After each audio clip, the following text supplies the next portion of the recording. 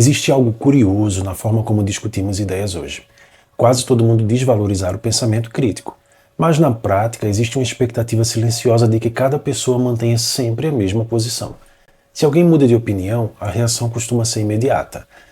Ah, mas você não dizia o contrário antes? Você está se contradizendo. Decida-se. Mas essa atitude levanta uma pergunta interessante. Quando foi que revisar o próprio pensamento passou a parecer fraqueza e não amadurecimento?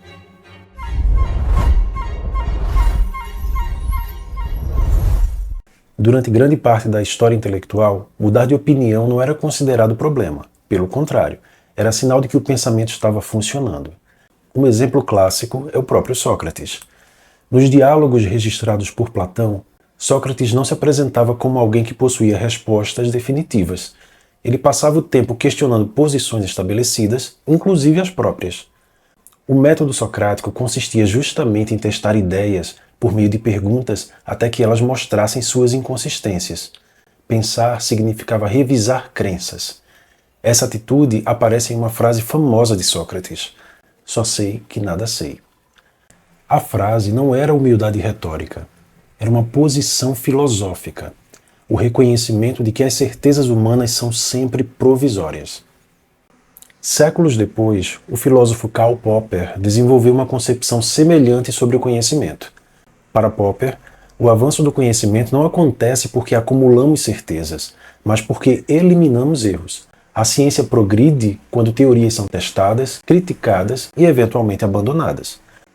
Segundo ele, o progresso do conhecimento consiste principalmente na correção de erros.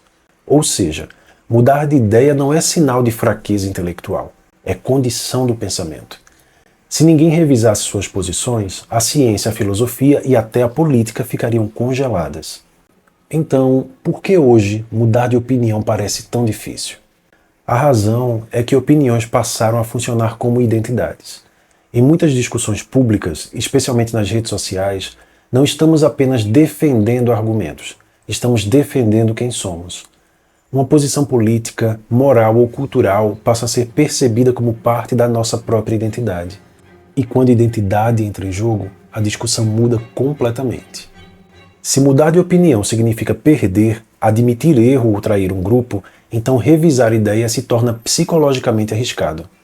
A filósofa política Hannah Arendt observou algo parecido ao refletir sobre o pensamento crítico. Para ela, pensar exige uma capacidade difícil, conversar consigo mesmo, examinar as próprias ideias e aceitar que algumas delas talvez estejam erradas. Mas isso exige independência interior, algo que se torna raro em contextos de forte pressão social. Existe também outro fator. A cultura contemporânea valoriza muito a coerência imediata. Queremos que as pessoas sejam previsíveis. Queremos que elas mantenham posições fixas. E isso cria uma expectativa implícita. Se você disse algo ontem, precisa repetir hoje. Mas há um problema nisso. Coerência absoluta só é possível de duas maneiras. 1. Nunca aprender nada novo. E 2. Ignorar evidências que contradizem sua posição. Nenhuma dessas coisas é sinal de inteligência. Na verdade, muitas das mudanças mais importantes da história aconteceram justamente quando alguém teve coragem de rever convicções anteriores. A própria história da ciência está cheia de revisões profundas.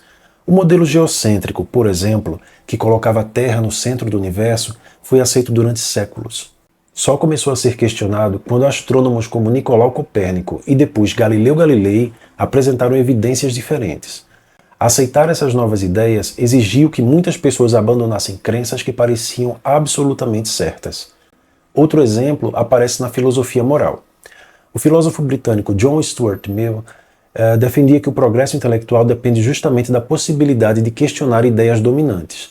Para ele, até opiniões erradas são importantes, porque obrigam as ideias corretas a se justificarem. Em um dos seus livros, ele argumenta que uma sociedade que não permite revisão de ideias empobrece intelectualmente. Apesar disso, psicólogos contemporâneos mostram que os seres humanos possuem uma tendência natural chamada viés de confirmação. Esse conceito descreve nossa inclinação a procurar informações que confirmem aquilo em que já acreditamos, enquanto ignoramos evidências contrárias. O psicólogo Daniel Kahneman, de Rápido e Devagar, mostra que grande parte do pensamento cotidiano é rápido e intuitivo, e não analítico. Isso significa que nossas opiniões muitas vezes surgem antes da reflexão e depois tentamos defendê-las racionalmente. Mudar de ideia exige interromper esse processo automático, e isso é cognitivamente desconfortável. Talvez seja preciso inverter a pergunta inicial. Em vez de perguntar por que você mudou de ideia, talvez devêssemos perguntar que tipo de pessoa nunca muda de opinião. Alguém que nunca revisa suas crenças provavelmente está ignorando novas evidências, evitando confrontar argumentos contrários e confundindo identidade com pensamento. Em outras palavras, não está realmente pensando. Pensar é um processo. Pensar não é chegar a uma posição definitiva e defendê-la para sempre. E repito, pensar é um processo. É examinar ideias, é testar argumentos, é reconhecer erros. E às vezes, é ter coragem de dizer algo muito simples, como eu estava enganado. Isso não diminui o pensamento. Pode ser o momento em que ele começa de verdade. Se você gosta de reflexão intelectual, pensamento crítico e análise da sociedade, este canal é para você. Porque entender o mundo exige olhar além do que parece óbvio. Não deixe de curtir, comentar, trazer sugestões e compartilhar o vídeo. E até a próxima.